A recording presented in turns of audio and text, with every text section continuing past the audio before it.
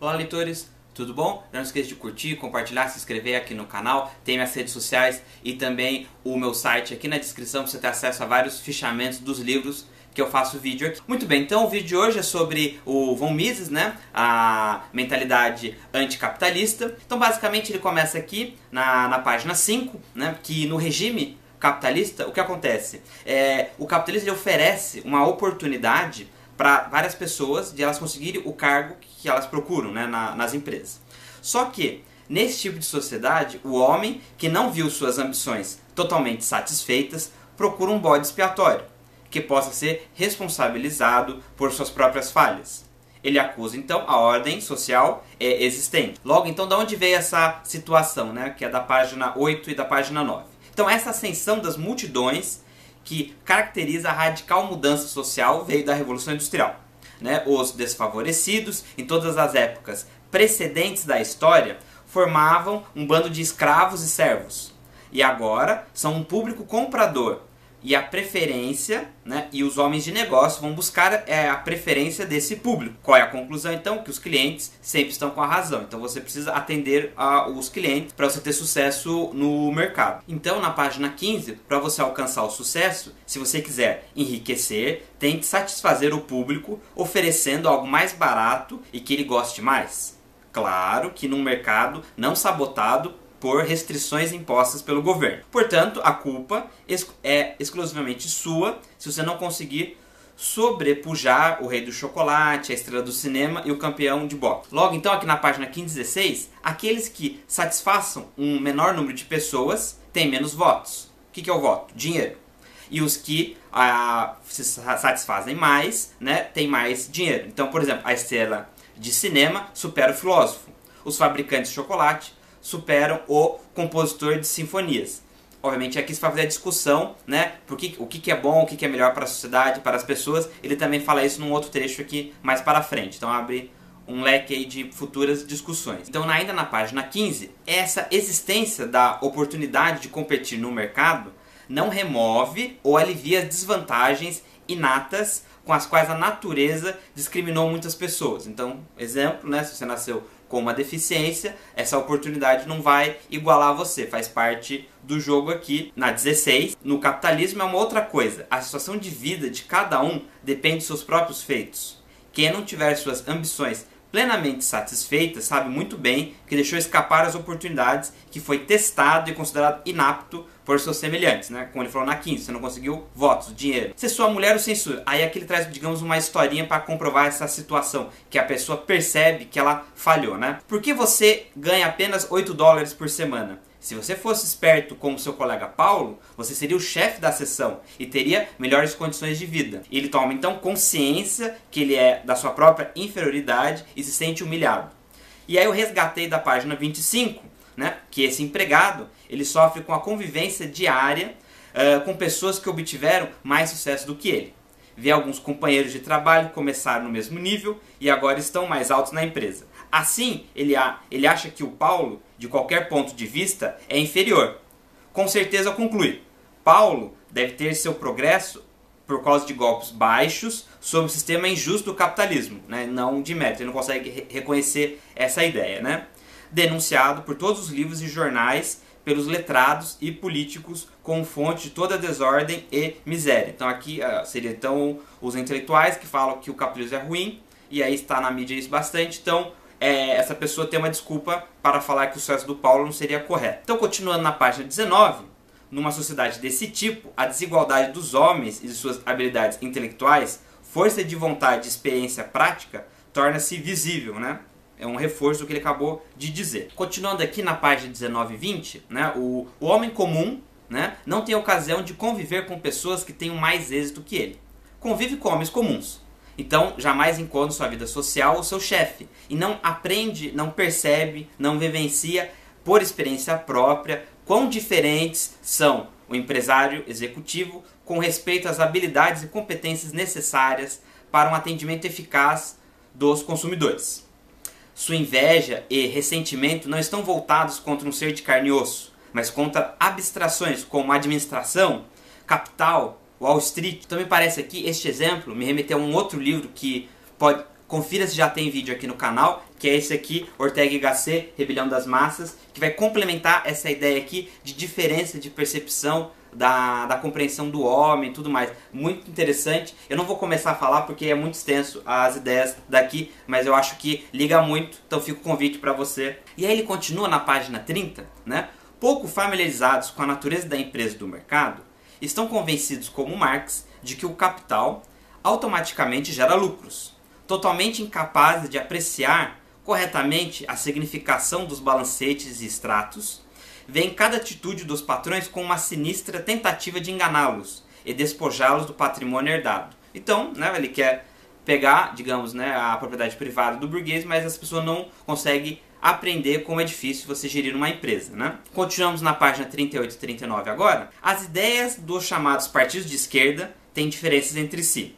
Todos consideram o aperfeiçoamento material progressivo como um processo automático. Não lhes ocorre que o individualismo grosseiro do mundo dos negócios possa ter desempenhado algum papel no surgimento do que ele chama estilo de vida americano. Aos seus olhos, administrar corresponde às injustas pretensões dos exploradores que planejam despojá-lo do patrimônio que lhes cabe por nascença. Essa ideia de caber por nascença, dessa ideia que a natureza, você já tem direito a alguma coisa que a natureza te deu, está citado mais à frente. Então, assim, na página 40, os empresários empregam os bens de capital tornados disponíveis pelos poupadores para a satisfação mais econômica das necessidades mais urgentes, né, que ainda não foram satisfeitas. Então aqui ele está dizendo que tem basicamente três grupos, né? O empresário, o empreendedor que faz a empresa, a pessoa que poupa dinheiro para ter capital para esse empresário fazer novas empresas, produtos, enfim, e tem os próximos aqui, tecnólogos, que vai na busca de aperfeiçoar os métodos de processamento, os empresários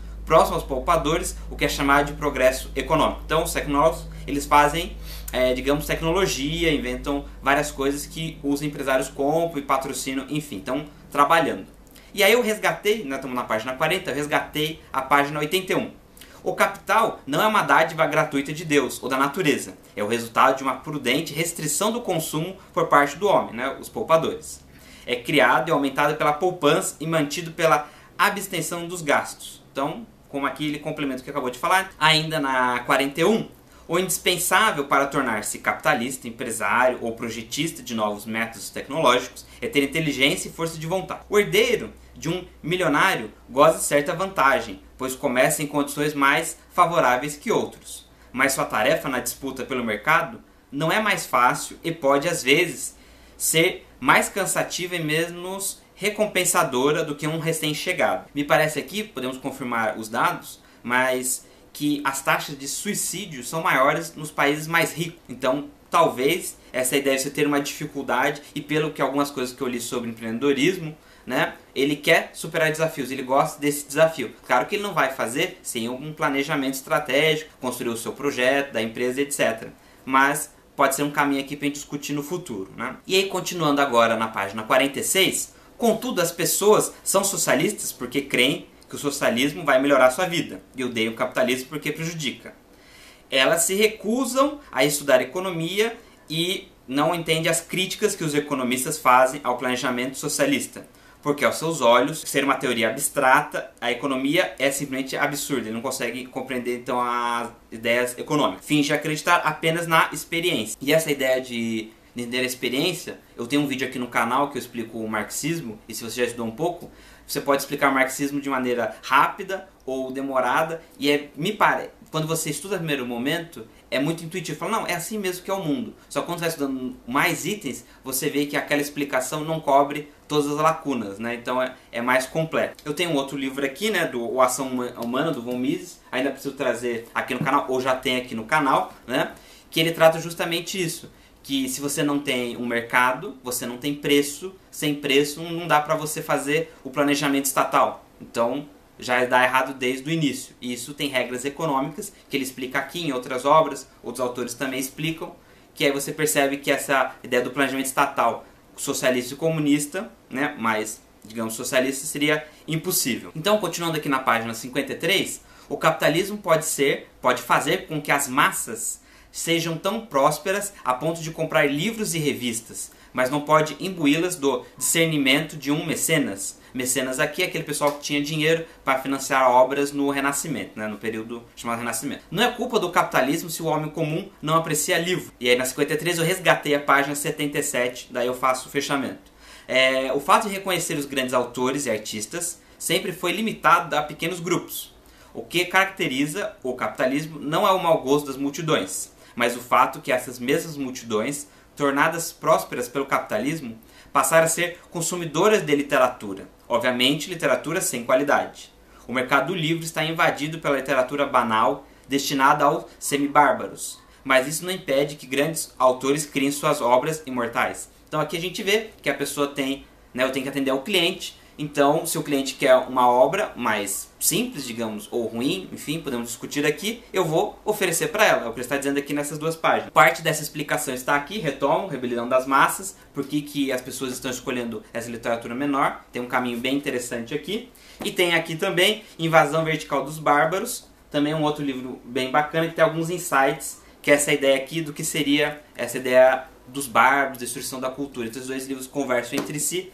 Dá uma olhada, já tem vídeo aqui no canal sobre ele. Então, continuando a sequência, agora na página 72, o homem que compra uma TV deixa evidente que esse aparelho vai deixar a sua vida melhor.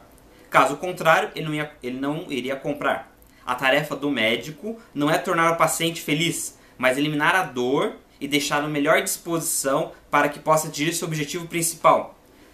Isto é, a luta contra todos os fatores nocivos à sua vida e ao seu bem-estar. Então aqui é só mais um exemplo que complementa essa ideia do entendimento dele do que é o mercado e quais são os princípios norteadores dessa situação. Assim, na página 7.3, não é menos absurda a segunda acusação contra o capitalismo, que as inovações tecnológicas e terapêuticas não ajudam a todos. Por exemplo, a primeira pessoa que começou a usar calçados, garfos e sabonete, depois que ela começou, acabou chegando a todos. Então tem essa sequência. Então algumas pessoas inventam, fica mais caro, depois vai ficando mais barato, conforme a produção aumenta. Acho que isso é bem intuitivo, conseguimos observar isso em vários exemplos, né? Se quem hoje dispõe de meios para adquirir um televisor, resolve se abster de comprá-lo, porque algumas pessoas não têm recurso para isso, não estaria promovendo, mas retardando a popularização desse aparelho. A mesma coisa com o calçado, garfo e sabonete, que ele citou aqui no mesmo parágrafo. Agora, páginas 78 e 79, a pior das ilusões é que a natureza conferiu a cada indivíduo certos direitos. Segundo essa doutrina, a natureza é generosa com toda criança que nasce. Existe muito para todos. Consequentemente, todos têm uma reivindicação justa e inalienável contra seus semelhantes e contra a sociedade, a de receber a parcela total que a natureza lhe outorgou. Então aqui temos uma dificuldade, aqui alguém tem que produzir para você receber. Não é assim que você já nasce e já tem direito a vários itens. Então tem uma discussão aqui muito maior. E aí um outro caminho teórico que a gente discutir também, na parte 79, que não é culpa dos capitalistas, que os asiáticos e africanos não adotaram as ideologias e políticas que tenham tornado possível a evolução do capitalismo nativo. Também não é culpa dos capitalistas se as políticas dessas nações impediram as tentativas de investimento estrangeiro, no sentido de dar os benefícios para uma maior produção industrial. Então aqui o caminho que ele está discutindo é aquelas pessoas que utilizam a tese que os países, né, mais industrializados são imperialistas e impediram o desenvolvimento desses outros países aqui asiáticos e africanos. Então aqui é um outro caminho para a gente iniciar futuras discussões. Assim, na página 85, a sociedade não pode funcionar sem um dispositivo social de coerção e de pressão. Isso é, sem o Estado e o governo.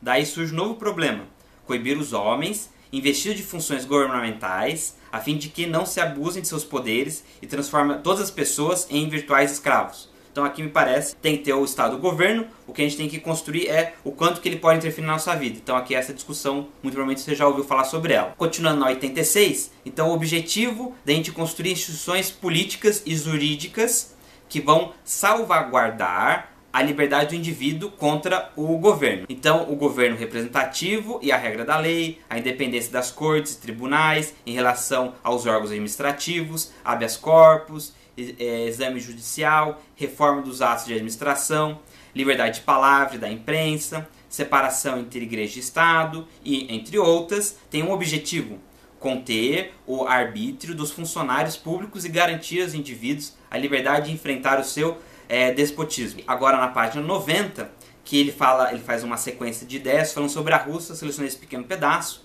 É verdade que o russo tem a liberdade de obedecer a todas as ordens emitidas por seus superiores, mas tão logo ele se desvie 1 milímetro do jeito de pensar estabelecido pelas autoridades, será impiedosamente liquidado. Quando eu li esse pedaço, eu lembrei, digamos assim, de uma piada. Eu vou comentar aqui com vocês, não sei se vai ficar boa, mas basicamente assim. Tinha um americano e um russo conversando, e aí o americano falou: olha, pra você saber se um país é livre, temos que fazer o teste do caixote. Aí ele falou: o que é esse teste? Por exemplo, eu posso ir na frente de um caixote, na frente da Casa Branca, e falar mal do presidente americano. Aí o russo falou: eu também. Eu posso pegar um caixote, subir nele, na frente do Kremlin e falar mal do presidente americano.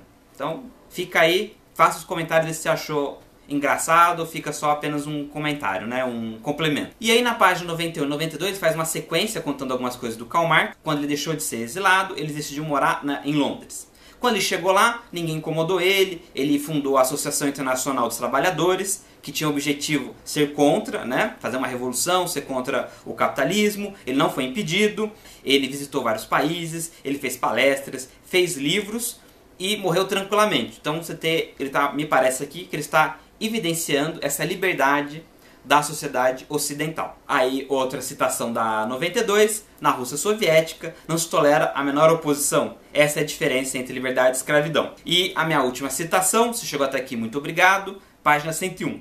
A verdade é que os empresários e organizadores de empresas comerciais demonstram maior capacidade intelectual e intuitiva que o escritor e o pintor médio. A inferioridade em muitos intelectuais se manifesta exatamente no fato que eles não se reconhecem o quanto a capacidade de raciocínio é necessário para desenvolver e funcionar com sucesso uma empresa.